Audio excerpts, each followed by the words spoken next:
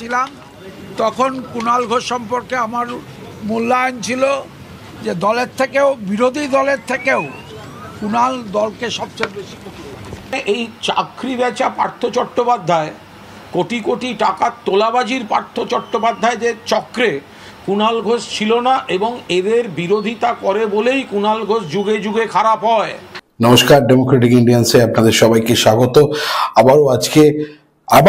আবারও সেই কুণাল ঘোষকে নিয়ে কথা আমাকে বলতেই হচ্ছে। আসলে কুণাল বাবুর আজকে আকাশে খুব আনন্দ, তিনি গান টান গাইলেন দেখলাম আমরা।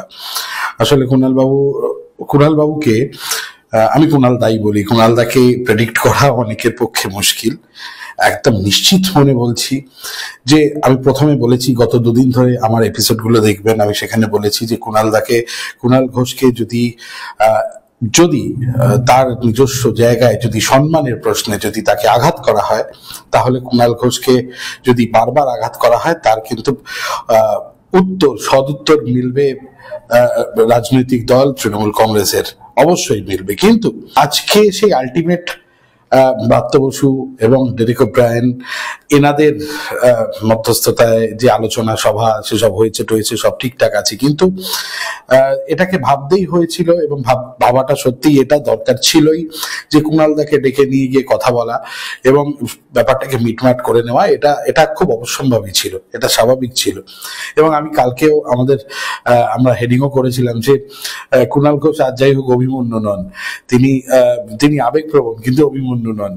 আহা কি আনন্দ আকাশে বাতাসে, এই গান তিনি গেয়েছেন এবং এটা খুব আনন্দের বিষয় যে আবার তিনি তার পুরনো ফর্মে ফিরবেন, এটা তিনি বলছেন।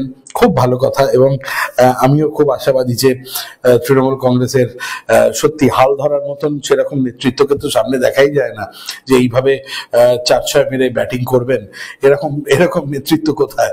এবং সেই নেতৃত্বের জায়গাটা বড় ভূমিকায় তাকে দেখা যেত বারবার ধরে কুণাল ঘোষকে। আমার মনে হয় রাজনৈতিক যে ব্যক্তিত্বরা আছেন এই তৃণমূল দলটাতে, তারা আবারও ভুল বুঝতে পারবে এবং আস্তে আস্তে করে আবার ঠিক যেভাবে কুণালদার প্রত্যাবর্তন হয়েছে ঠিক সেভাবে আবারও প্রত্যাবর্তন হবে। এরকম স্ট্রেট ব্যাট করা লোকজন বাজারে কম আছে। সুতরাং কুণাল ঘোষকে প্রয়োজন আছে এই তৃণমূল কংগ্রেসের, এটা অস্বীকার করার দরকার নেই। এবং আমি দেখছিলাম একটি সর্বভারতীয় টেলিভিশন চ্যানেলে তিনি স্টেটমেন্ট দিয়েছেন যে হ্যাঁ, গত দুদিন ধরে দল তাকে একটু ভালো টালো বাসছে। তো বারবারই বুঝতে পারি না কেন এই তৃণমূল কংগ্রেসের যে কি স্ট্যান্ড পয়েন্ট বুঝি না। সে কখনো বেশি ভালোবাসে, আবার কখনো তাকে জেলে ঢুকিয়ে দেয়, আবার কখনো চিঠি দিয়ে তাকে বার করে দেয়। আসলে রাজনৈতিক এই অস্থির এই তৃণমূল কংগ্রেস নামক দলটিতে কুণালদা হচ্ছে শাঁখের করাত। খুব পরিষ্কার ভাবে বলছি, কুণাল ঘোষ শাঁখের করাত। তিনি যেতেও কাটেন, আসতেও কাটেন। কুণাল ঘোষকে অনেক আগে দল থেকে জানিয়ে দেওয়া উচিত। সে যা ক্ষতি করছে, পেছনে ষড়যন্ত্রকারীদের মধ্যে পার্থবাবুও একজন ছিলেন। সুতরাং তাকে যে ঘাঁটবার মতন, তাকে ঘাঁটলে যে বিপদ কোথায় হবে সেটা নেতৃত্ব মাঝে মধ্যে হারিয়ে ফেলেন এবং তারা জানেন যে কোথায় কুণাল ঘোষ।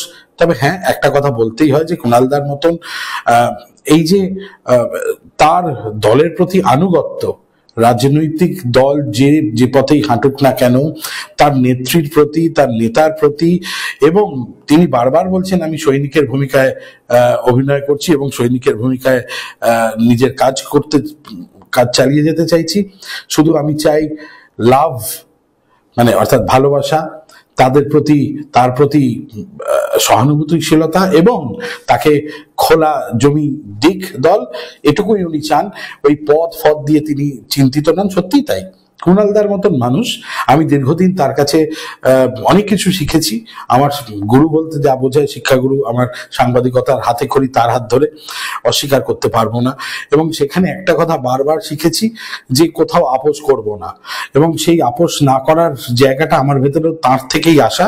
সুতরাং একটা কথা খুব পরিষ্কার যে কুণাল ঘোষের মতন লোককে যদি ব্যবহার করতে জানতে হয় তাহলে ব্যবহার করলে অনেক কিছু পাবে, আর যদি ব্যবহার না করে রাজনৈতিক দলটি তাহলে তাদের দুঃখ আছে।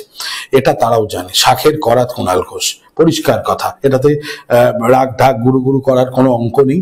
পরিষ্কার কথা পরিষ্কারভাবে বলাটাই ভালো।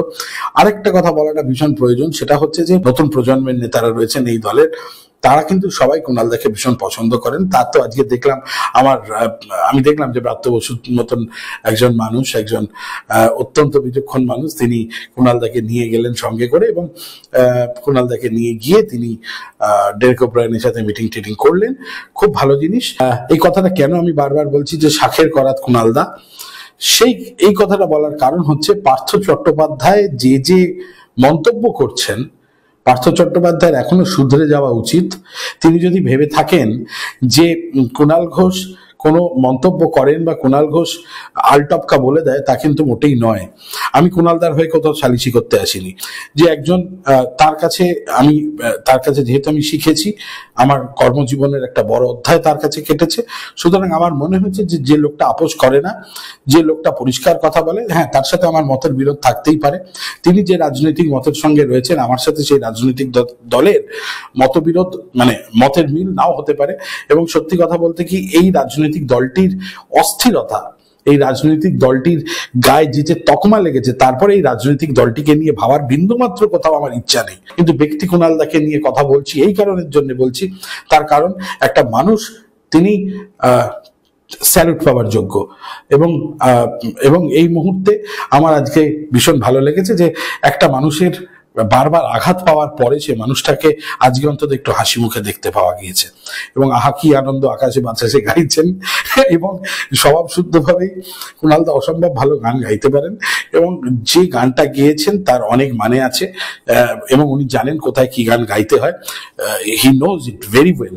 এবং আজকের দিনে দাঁড়িয়ে তার সুস্থতা, তার এগিয়ে যাওয়াকে ঈশ্বরের কাছে প্রার্থনা করি, তিনি অনেক ভালো থাকুন। এবং কুণালদার মতন মানুষ, হাসি খুশি মানুষ, এভাবেই হাসি খুশি ভাবেই থাকুন। তবে 2026-এর আগে না, এটা আমার অ্যাজাম্পশন, আমার ভুলও হতে পারে। আরো অনেক কিছু অপেক্ষা করছে 2026-এর আগে, অনেক কিছু অপেক্ষা করছে, আমাদের দেখতে হবে। সময় এগিয়ে আসছে নিশ্চয়ই। যদি আমিও ভুল না করে থাকি, যদি আমার অভিজ্ঞতার সঠিক হয়, তাহলে বলবো 2026-এ অনেক বড় চমক অপেক্ষা করছে আমাদের সবার জন্য। এবং যারা কুণালদা কেন্দ্রিক এই খবরগুলো দেখছি এবং করছি, তাদের সবার জন্য আমার মন বলছে। যাই হোক, সবাই ভালো থাকুন। নমস্কার, আজ এই পর্যন্তই।